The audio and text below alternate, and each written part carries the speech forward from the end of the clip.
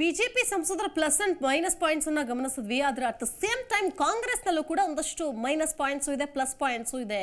ಕಾಂಗ್ರೆಸ್ಗೆ ಬಹಳ ಮುಖ್ಯವಾಗಿ ಪ್ಲಸ್ ಪಾಯಿಂಟ್ಸ್ ಅಂದ್ರೆ ನಿಮ್ಮೆಲ್ಲರಿಗೂ ಕೂಡ ಗೊತ್ತೇ ಇದೆ. ಮೊದಲು ಅವರು ಹೋಗೋದೇ 5 ಗ್ಯಾರಂಟಿಗಳ ಯೋಜನೆಗಳನ್ನ ತಲುಪಿಸುವಂತಹ ನಿಟ್ಟಿನಲ್ಲಿ. ಆದ್ರೆ ಬೀದರ್ ಕ್ಷೇತ್ರ ಅಂದ ತಕ್ಷಣ ಒಬ್ಬ ಪ್ರಬಲ ಸಚಿವರಿದ್ದಾರೆ, ಅದು ಈಶ್ವರ್ ಖಂಡ್ರೆ ಆಗಿರ್ಬೋದು, ಮಲ್ಲಿಕಾರ್ಜುನ್ ಖರ್ಗೆ ಅವರು ಎಐಸಿಸಿ ಅಧ್ಯಕ್ಷರಾಗಿರೋದಾಗಿರ್ಬೋದು, ಹೀಗೆ ಹಲವು ವಿಷಯಗಳು. ಎಸ್, ಪ್ಲಸ್ ಪಾಯಿಂಟ್ಸ್ ಅನ್ನ ಗಮನಿಸ್ತಾ ಹೋಗೋದಾದ್ರೆ ಒಂದೊಂದೇ ರಾಜ್ಯ ಸರ್ಕಾರದ ಉಚಿತ ಯೋಜನೆಗಳು, ಬಿಜೆಪಿಯಲ್ಲಿನ ಭಿನ್ನಮತದ ನೇರ ಲಾಭ ಪಡೆದುಕೊಳ್ಳೋದು, ಮಲ್ಲಿಕಾರ್ಜುನ್ ಖರ್ಗೆ ಎಐಸಿಸಿ ಅಧ್ಯಕ್ಷರಾಗಿದ್ದಾರೆ. ಸೊ ಹಾಗಾಗಿ ಅವರು ಆ ಭಾಗದ ಅವರಾಗಿರೋದ್ರಿಂದ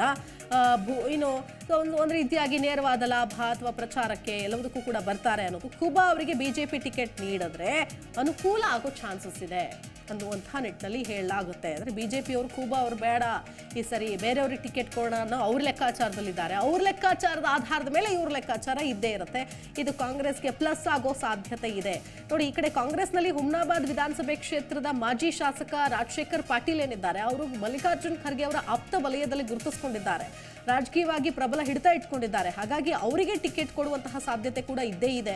ಆದರೆ ಈಶ್ವರ್ ಖಂಡ್ರೆ ಅವರಂತೂ ಪ್ರಬಲವಾಗಿ ಮಗನನ್ನ ಅಖಾಡಕ್ಕೆ ಇಳಿಸಲೇಬೇಕು ಅನ್ನುವಂತಹ ನಿಟ್ಟಿನಲ್ಲಿ ಸಜ್ಜಾಗಿರೋದ್ರಿಂದ ಈ ಪ್ಲಸ್ ಪಾಯಿಂಟ್ಸ್ ಯಾವ ರೀತಿಯಾಗಿ ವರ್ಕೌಟ್ ಆಗುತ್ತೆ ಅನ್ನೋದನ್ನ ನೋಡಬೇಕಾಗುತ್ತೆ.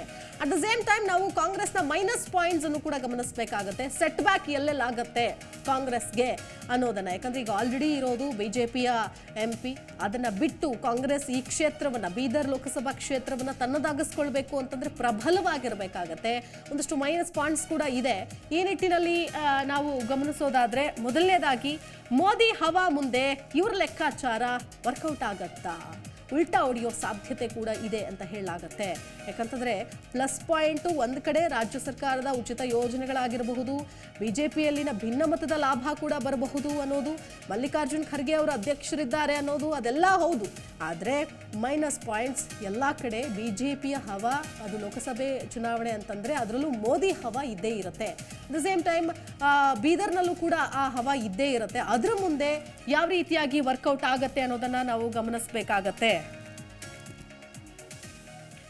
ನೋಡಿ, ಬಿಜೆಪಿ ಮೋದಿ ಹವಾ ಹೇಗೆ ಲೆಕ್ಕಾಚಾರ ಉಲ್ಟಾ ಆಗುತ್ತೆ ಅನ್ನೋದಾಗಿರ್ಬೋದು. ಇನ್ನು ಬಿಜೆಪಿ ಏನಾದರೂ ಸ್ವಾಮೀಜಿಗೆ ಟಿಕೆಟ್ ನೀಡಿದ್ರೆ ಸ್ವಲ್ಪ ಕಷ್ಟ ಆಗುತ್ತೆ ಕಾಂಗ್ರೆಸ್ಗೆ.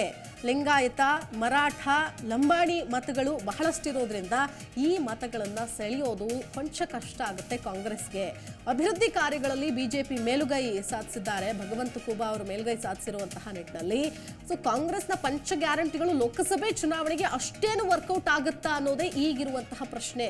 ಹಾಗಾಗಿ ಇದರ ಮುಂದೆ ಇವರ ಲೆಕ್ಕಾಚಾರ ಯಾವ ರೀತಿಯಾಗಿ ವರ್ಕೌಟ್ ಆಗುತ್ತೆ ಅನ್ನೋದನ್ನ ನಾವು ಸದ್ಯಕ್ಕೆ ಕಾದು ನೋಡಬೇಕಾಗುತ್ತೆ. ಸೊ ಇದು ಕಾಂಗ್ರೆಸ್ನ ಪ್ಲಸ್ ಅಂಡ್ ಮೈನಸ್ ಪಾಯಿಂಟ್ಸ್ಗಳು ಅಂತ ಹೇಳಬಹುದು. ಸೊ ಇದರ ಆಧಾರದ ಮೇಲೆ ಜೊತೆಗೆ ನಾವು ಎಷ್ಟೇ ಕ್ಷೇತ್ರದ ಒಂದು ಹಿನ್ನೆಲೆಯನ್ನ ಕೂಡ ಗಮನಿಸೋದಾದ್ರೆ, ಆದ್ರೆ ಅಲ್ಲಿರುವಂತಹ ಒಂದು ಕ್ಷೇತ್ರದ ಜೊತೆಗೆ ಅಭ್ಯರ್ಥಿಗಳು ಯಾರಾಗ್ತಾರೆ, ನೇರ ಪೈಪೋಟಿ ಇಲ್ಲಿ. ಯಾಕಂತಂದ್ರೆ ಇಲ್ಲಿ ಮತ್ತೊಂದು ಮಗದೊಂದು ಇಲ್ವೇ ಇಲ್ಲ, ನೇರ ಪೈಪೋಟಿ ಇದೆ.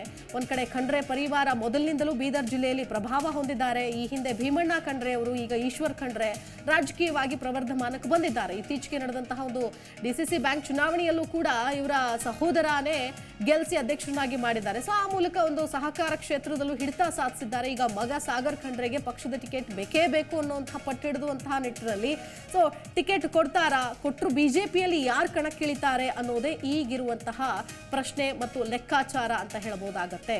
ಸೊ ಹಾಗಾಗಿ ನಾವು ಅಂತಿಮವಾಗಿ ನೋಡೋದಾದ್ರೆ ಒಂದು ಕಡೆ